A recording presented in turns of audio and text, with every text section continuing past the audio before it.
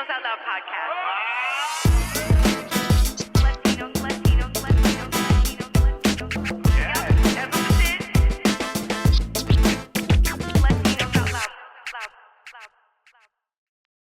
Yo, yo, yo, yo, yo, yo, yo, yo, yo, yo, sola. Yo, yo, yo, yo, yo, yo, yo, sola. Yo, yo, yo, yo, yo, yo, I'm alone. Yo, yo, yo, yo, yo, yo, yo, yo. Hi. Hi, it's just us. It's just you and me. Yep, you and me. Jamie and Frank are doing their thing, and it's just your girl Rachel La Loca here for now. It's Latinos Out Loud. That's right, you're in the right place. It's just us. It's intimate today, people. I miss Jamie and Frank, but hey, everybody's doing their thing, and we got to keep this ball rolling, people. Okay, it's going to be a great show. Get comfortable. Are you in your car? Like, recline the seat a little bit. Why are you so close? You're too close to the airbag anyway. You know what I mean? Okay, we have a great show. You guys, you know I love podcasts, right? Like, what would I be if I came on the Latinos Out Loud podcast as the host and said I did not like podcasts? Duh, I love podcasts. Feel me on this. If you look at my podcast playlist, you will see a variety of shows and genres and be like, wow, this girl's into a lot. Yes, she is. I am me. I'm into so many different kinds of podcasts because, well, one, I'm exposed to such greatness, just having a network of fellow podcast friends, my podcast posse, if you will. And secondly, I'm not even trying to toot my own horn, but here you go. Beep, beep, toot, toot, honk, honk. I am part of the IADAS, the International Academy of Digital Arts and Sciences, and I'm a Webby judge. So I was exposed to, as a Webby judge, so many amazing podcasts. And when I stumble across this greatness, this audio gold, if you will, I feel the need to share. I want to share in this pot of gold that I just stumbled across, in my travels. And I want everybody to listen in because podcasting, as you know, is booming. I mean, how many podcasts do you listen to? 5, 10, 15, 30, 100. It's great. And our guests today are two Latinas from a Latina-owned podcast production company called Studio Ochenta. And I'm going to say this about what Studio Ochenta is doing. In what I think is what some may consider a one-dimensional space, that being audible audio, this platform that we're on right now. If you are creative, if you have the guts, you can make this not so much of a linear platform. Really, the sky's the limit. The podcast palette is so blank right now, and there's a call for artists everywhere across the world. Are you an artist? 'Cause pick up a paintbrush, baby. We're painting this thing Bob Ross style. We're not going to stop. It's like a sip and paint, Grab your drink of choice and let's start painting because the podcast palette is open for business. I want to read a little bit about Studio Ochenta, and just so you can just share in the excitement that I had when I set up to interview these two amazing Latinas. So this new podcast that we're going to talk about on the show today, it's called Adventure in Atacama. And it's a choose your own adventure podcast. Do you see what I'm saying? There's levels to this, man. Like, seriously, literally and figuratively. These are the same people behind the Mija podcast. So look into that too. Mija, M-I-J-A. So Adventure in Atacama is a thrilling, hilarious adventure that is fun for the whole family. The show is currently available in English and Spanish. And since they launched a little while ago, a few weeks ago, they've already reached the top 30 for comedy fiction podcasts in the US and Canada and top 20 in Mexico. Their cast is phenomenal. There's a great amount of writing and creativity in these scripts and in what you hear in the shows. The production is outstanding, and it's fully independent. It's fully indie. So we got to clap it up for these Latinas real loud and real proud. So without further ado, please check out this interview that I conducted with Lory Martinez and Maru Lombardo of Studio Ochenta. All right. right, you guys, this is the part of the show here at Latinos Out Loud where we interview fill in the blank. Yes, you know I say it every week. I know I say it, but I mean it, gosh darn it. This is the part of the show where we interview someone, in this case, someone's amazing. And in this case, her amazings. I'm so excited to introduce fellow podcast producers, fellow creatives. Please, one time, put your hands in the air for Maru Lombardo and Lory Martinez of Studio Ochenta. Ooh, ooh. Usually I have Jamie and Frank here that provide a lot of like background noises, so I'm gonna do it for them. Ooh, ooh, ah, ah, ooh, ooh, ooh, ooh, ooh, ooh. Yay! How was that? I was trying to be three people. It was fun. I believed it. Right? And maybe next time I should do some like differentiating in my voice, like where, you know, I could sound deep like them. But you know what? There's just a lot of estrogen here right now, and I'm feeling that. It's kind of nice to be sans testosterone on the mic for once here at Latinos Out Loud. Maru and Lory, welcome. It's really nice to have you. And you guys are here from like international places. Please tell us, where are you? Where in the world? Yeah, I'm in Paris, France. Hi, Rachel. It's so good to be here. I'm based in Bogota, Colombia. But as I was saying before, I'm actually Argentinian, and Lory is the actual Colombian one. Yeah. So there's a game of like switcheroo happening here. I like it. Yeah. It's kind of like the Choose Your Own Adventure podcast. You know what I mean? The audience can choose who's who and where they should be. Which we'll get into Adventure in Atacama, because I love it, by the way. Oh my gosh. I was like nerding out listening because the use of audio effects and the dramatization and just how Latino it is. Well, we're going to get into it. I would like to start from like the bare bones foundation. Please tell everyone, our listeners, about Studio Ochenta. You guys are founders and pioneers. So I'd love for you to tell everybody about what you do. Lory, Mighty Queen, please go. Oh, Maru, thank you. So I am the founder of Studio Ochenta. I am originally from Queens, New York. And and then I started Studio Ochenta after moving to Paris, France. I wanted to produce shows that basically represented all the cultures that I love. And having grown up Colombian American, I obviously wanted to make content in Spanish and English. And now in France, I make stuff in French. And in the last 3 years, we've grown to represent up to 27 languages and cultures across all of our shows. And I'm super excited to talk about this show that we have that Maru led immediately. This other queen right here, that she led the writing on Adventure in Atacama. I just want to say that I'm Lory's first hire on Studio Ochenta. So I'm really, really proud when you said, Rachel, that we founded Studio Ochenta. Like, it's not actually true, but I felt like, wow, I really felt that like in my heart. I was like, Lory considered me for like the first steps of the company. She's the OG. Yeah. She's my real one. She's my right-hand girl. Ride or die, Maru. son. Ride or die. Right there. Uh-huh. Yeah. I brought Maru to New York recently, so that she could get to know my old neighborhood and everything. It was the first time we met after COVID. And we had worked remotely entirely throughout the entire time that she's been at Ochenta. And then we met for the first time in New York last year. And it was so fun.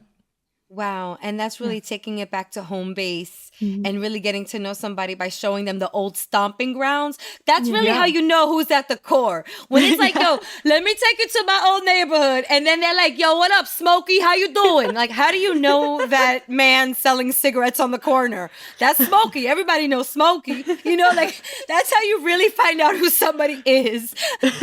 For sure. Legit. Okay, so you kind of teased it a little, Lory. Maru, tell us about Adventure in Atacama. Okay, so Adventure in Atacama, as you mentioned, Rachel, is a choose your own adventure type of comedy fiction podcast that we wrote originally in Spanish. It's a full Latino show. And it's also translated full into English in another feed, which is called Adventure in Atacama. And the fact that it's translated, of course, doesn't mean that it doesn't have like a full Latino presence to it. It's full Spanglish. It has like characters that are from Mexico and from Mexican American backgrounds, right, as well. So it still keeps like the full Latino spirit to it. And basically the deal with Adventure in Atacama is that there's a flight attendant named Mariela who is trying to find her missing mother, who's a biologist based in Mexico working for the US Navy. And while doing all of that, she will try to save the world from a language apocalypse. And you have to lead Mariela into making the right choices to do that if you want, because you can decide not to do so. And that's the fun of it for me. Yeah, that's an adventure in and of itself, because here's what I love. Okay, geek out moment, fellow podcasters. Okay, so this is an audible medium, guys, and a lot of people are doing that sort of supplemental video content and what have you, but let's just focus on the audible product for the sake of this conversation. For the sake of this conversation, one would think that an audible product is linear, that there's just like one way to do it. It's like voices, computing, absorbing into consumers' brains, output, entertainment. You know what I'm saying? But you guys, and I'm shouting you out now because you guys have taken this like linear, or what one would consider a linear platform, and have really added layers to it. And now another layer for the listener, L for the L, is that they get to choose their own adventure type. Like, this is action in an audible product. You know what I'm saying? And that to me is really fascinating. So I have to applaud you guys for the creativity. I want to hear more about your process. Now that our listeners are going to go and check out the podcast, and trust me, you guys, it's like there's so many layers. Be prepared to be entertained. You might want to like think that you can like multitask while listening to Adventure in Atacama, but I don't suggest it, actually. You need your brain. And I love that. I love that about like comedy too, because, all right, well, we're going on tangents, but I really love a comedy show performing and in the audience when you make the listener work a little, you know, or the audience work a little bit. Okay, where was I going? I want to shout you guys out for taking what I think some would consider a one-dimensional platform and really making it multi-dimensional. So let's go back to the process. Here's the question. I know we had to get through a lot of bushes, but there's this, you know, the waterfalls here. Okay. For sure. I'm making many hiking references. I'm a new hiker. Okay, I'm a new hiker. New hiker, so you're probably going to hear a lot of hiking references. Sorry. Okay, we made it to the waterfall. The question. I'd like to hear about the process in this endeavor, in this multi-dimensional process where it's choose your own adventure. Talk to us about the writing and the creativity, the casting, and then also it's bilingual. Oh my God, you guys are so busy. Talk to us about the process, you know, conceptualization to final product, please. Maru, do you want to take this one? No, Lory, I think you're the one to take the bullet here, because I want you to tell everyone why you wanted to do a Choose Your Own Adventure podcast in the first place. Like, why did you came to us?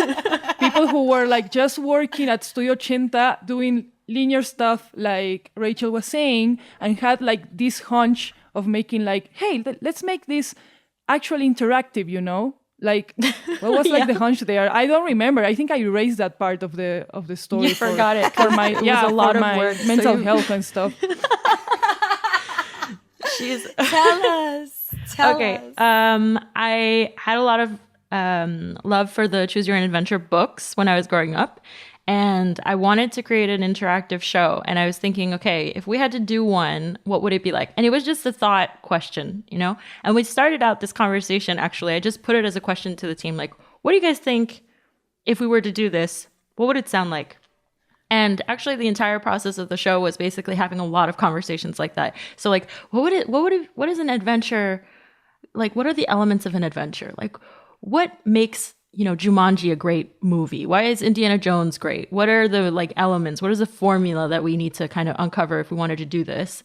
And so I wanted to kind of play up also the fact that a lot of fiction podcasts, they has this problem of like, okay, a fiction podcast, you're like, you have to pay attention. You have to pay attention so much that a lot of people don't end up listening because it's like too much work for them, like mentally also, like to take the space to be like sitting down and not doing anything else, doing, you know, listening to fiction.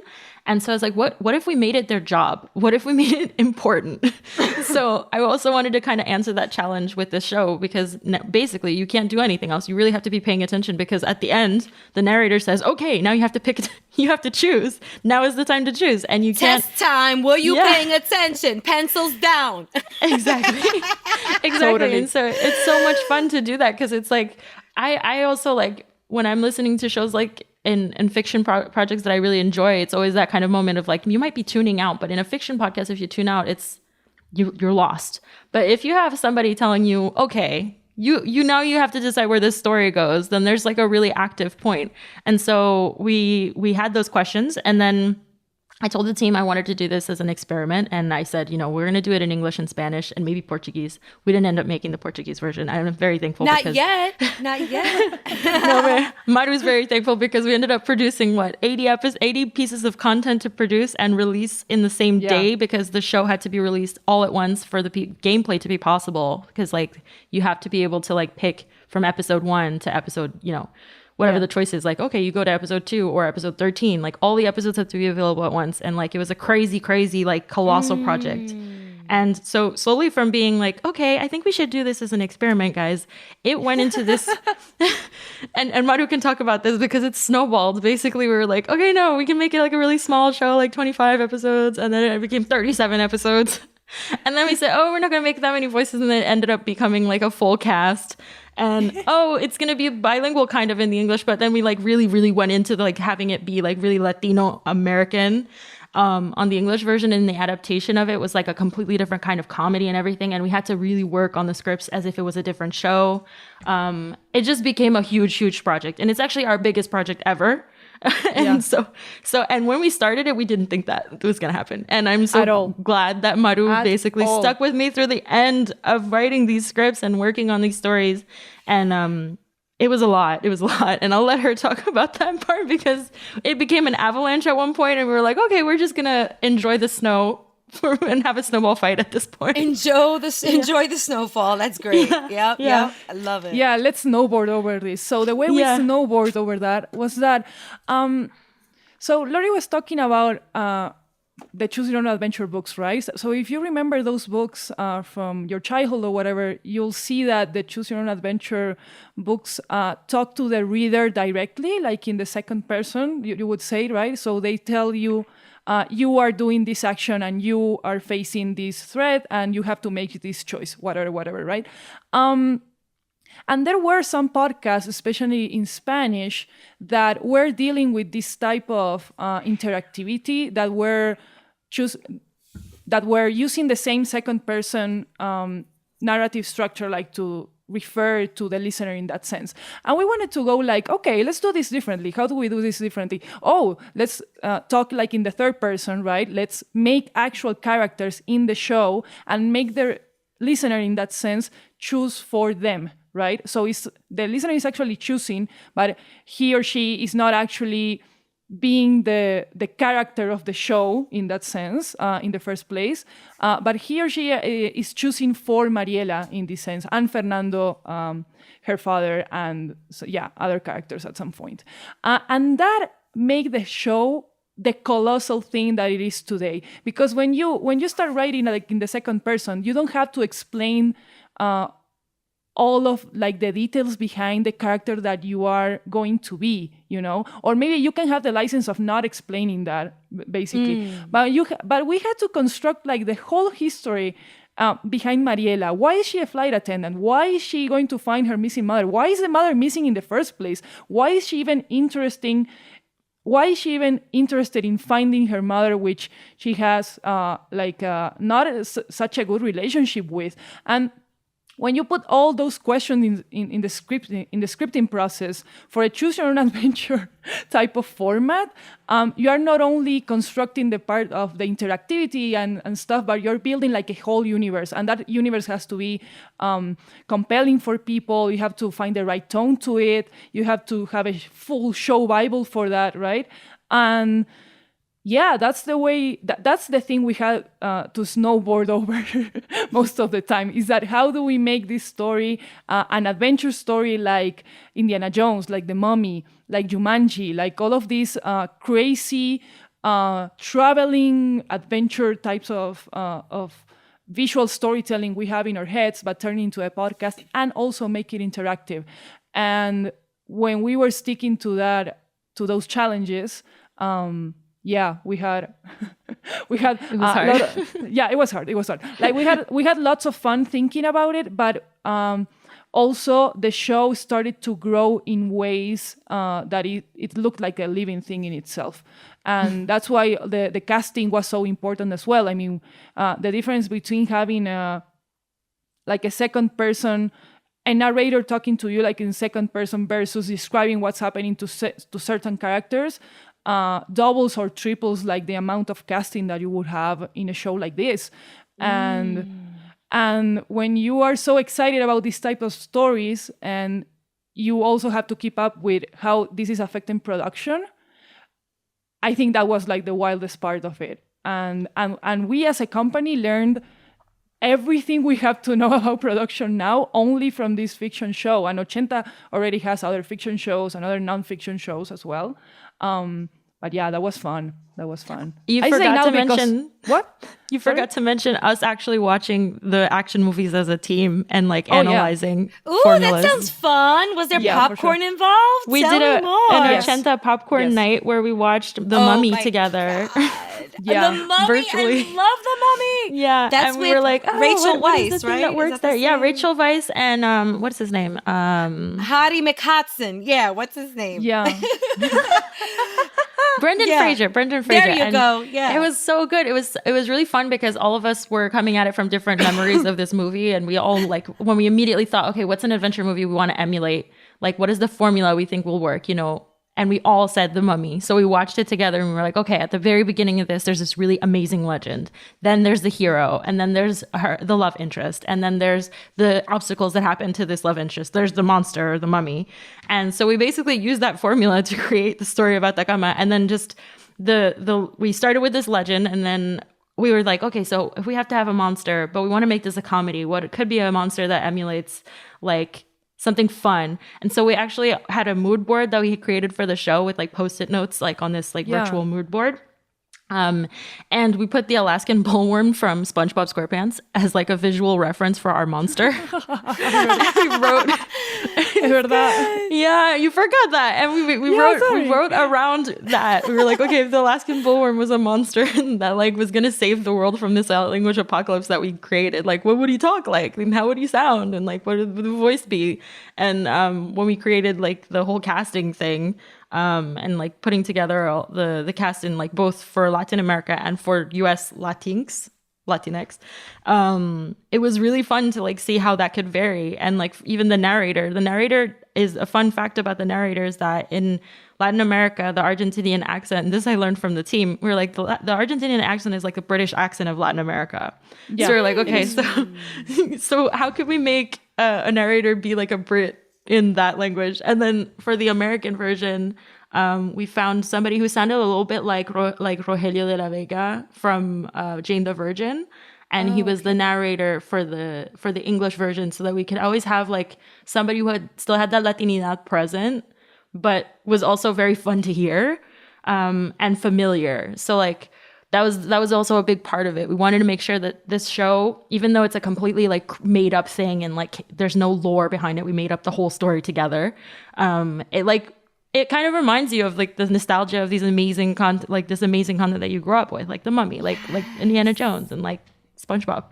So, it's also a little like, and I don't know if you guys will feel me on this. I remember watching old movies like Radio Days, Woody Allen, movies like that, and my dad would tell me about his radio days when he was a kid and listening to the stories of the likes of Orson Welles and the pranks that he played on the world. Mm-hmm. And my father would tell me about this show. I can't remember the name, but him and my Uncle Jerry, his brother, would rush to the radio to hear. It was like Captain America. Maybe it was Captain America. It was some sort of superhero who would come across on the airwaves every week, and they'd be in front of this old ass radio made of wood with their decoder rings waiting to decode whatever Captain America would say on this radio show. Guys, history repeats itself. We're right back there, but it's via podcasts. We are right back there, and people like you are populating the podcast airwaves with this interactive content. It's so nostalgic. It's so, but yet it's so 2022. And I'll tell you another parallel that I'm drawing as I'm hearing your lovely stories. I love stories of creation. I love when creators come on this podcast and bring us under their creative tent, you know, and share those stories about the SpongeBob SquarePants, you know, villain on the freaking mood board. That's so intimate. Thank you for sharing those details. The parallel that I've been drawing as I'm hearing your lovely stories is in my world, let's just say sketch comedy for a sec. In my sketch comedy world, I alluded to this earlier, but the jokes that come out of my mouth or like the people that I'm on stage with, those jokes are like built up stories. And we put the audience to work. And if you blink, if you go to the bathroom, if you reach for your cell phone, you know, think about the things that you may do while watching a show, you will miss it. And our intent in writing those jokes in these scripts were for you to play along every second, for you to be in the audience with your decoder ring by the third beat.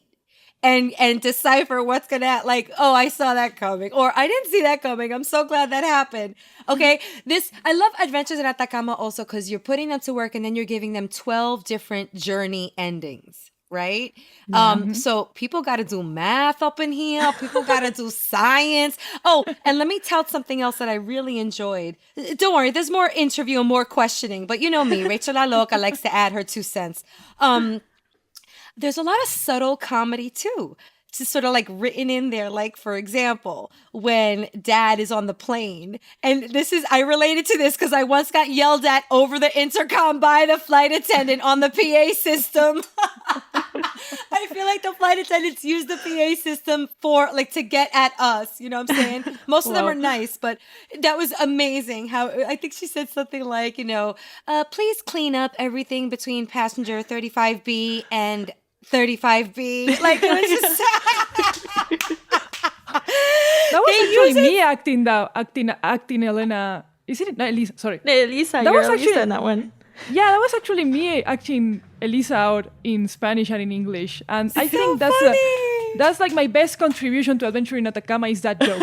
Actually, like that pause between 35B and 35B, I was like, Lory, thanks for everything. I learned everything I had to do for comedy, like here, right now. Oh my God. Maru, you nailed it. Yo, you nailed it. The timing. And I felt like I've met this flight attendant before. I most certainly have. Okay, I also want to ask you about something else that I think you guys are doing super different and a la like Mensa type stuff. Like you're really putting people's brains in motion with the supplemental stuff that's available, crossword puzzles. Like tell everybody about what they can also get as a supplement if they go to the website. We got an art book because we had so much fun putting together the characters and like really developing them in a visual way that we have an art book from our illustrator. We have crossword puzzles, we have word searches, and more info about the cast. We have an amazing cast. I don't know, am I forgetting something, Maru? I think that's everything. We have character cards as well. Oh, character cards. We wanted to have Yu-Gi-Oh like a Pokemon cards. Yu-Gi-Oh cards for the characters. Yeah. Wow. We also have, what else do we have? No, I think that's it. I think the art book is the best thing we have out there for extra content for everyone, because the process of also making the art for Azafata, it's all related like to the legend behind why Mariela is like the chosen one and whatever, like to try to stop the language apocalypse, right?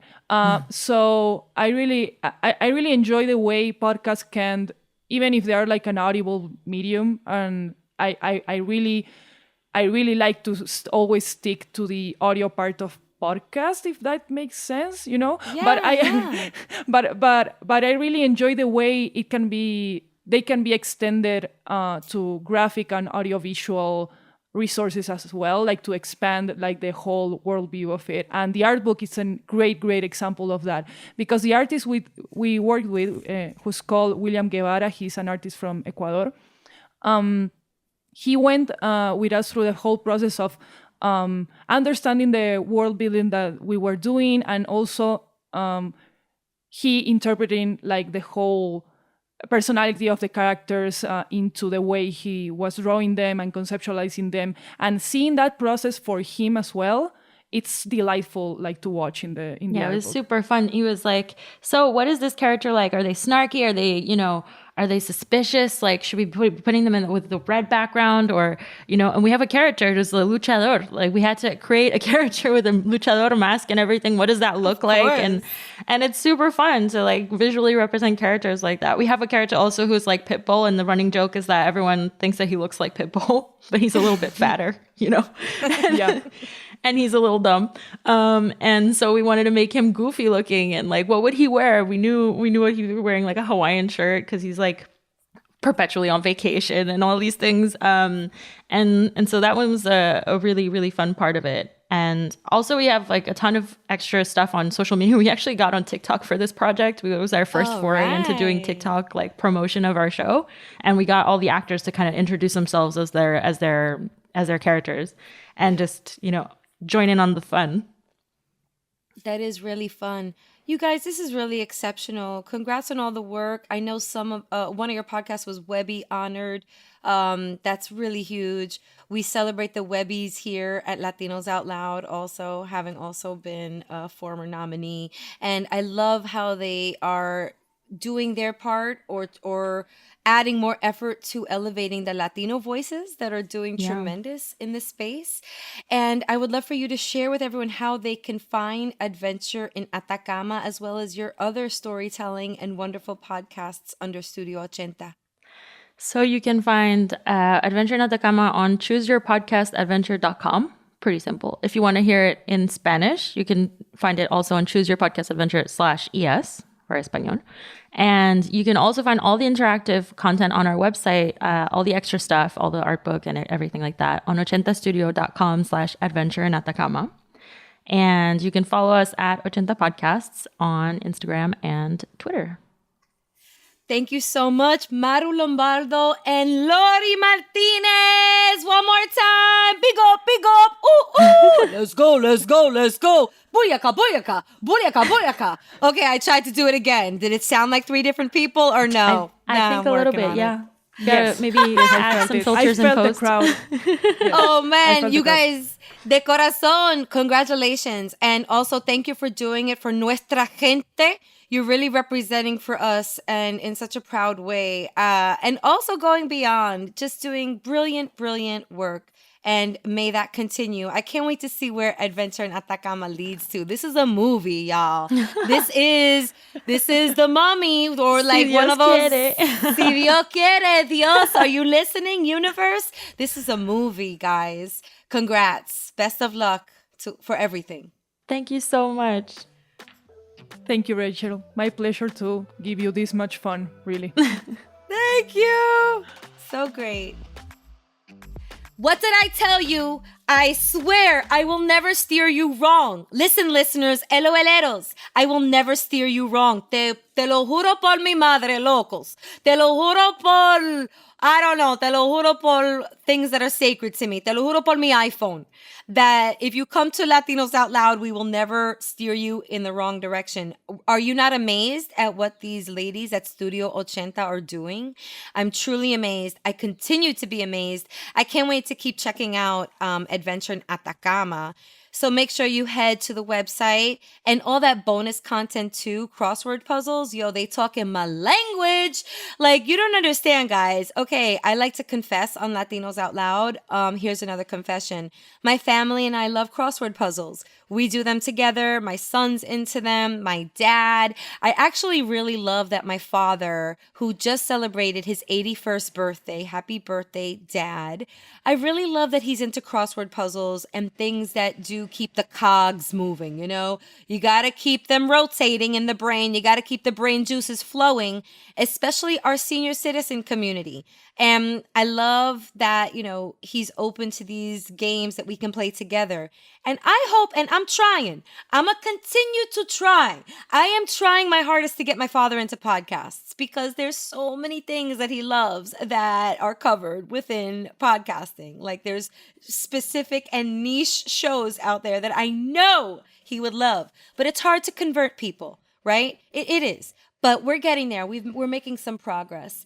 Anyway, I hope you enjoyed that interview as much as I did. Big shout out to Lory and Maru over at Studio Ochenta. May they continue to bless us with this incredible, multi-layered, prismatic content that I adore so much. And it makes me miss performing live on stage a bit because I do the parallel in the interview, but there is nothing like feeling the connection live with an audience member after have performed, or told the story through the 3 beats of a joke or the 3 beats of a sketch. There's nothing like that connection between the audience member and the comedian on stage, because it's like, wow, we got to this point together. We started the journey. I gave you all the meat to the dish. I gave you the ingredients to the dish. We put it in the pot together, and now we're going to enjoy this meal together as an audience member and comedian. And in the Studio Ochenta case, in, the listener and piecing together of the adventure and them as content creators. So I really enjoy that connection. And thanks for listening to this episode. I miss you, Jamie. I miss you, Frank. I will see you next week. And on that note, we out!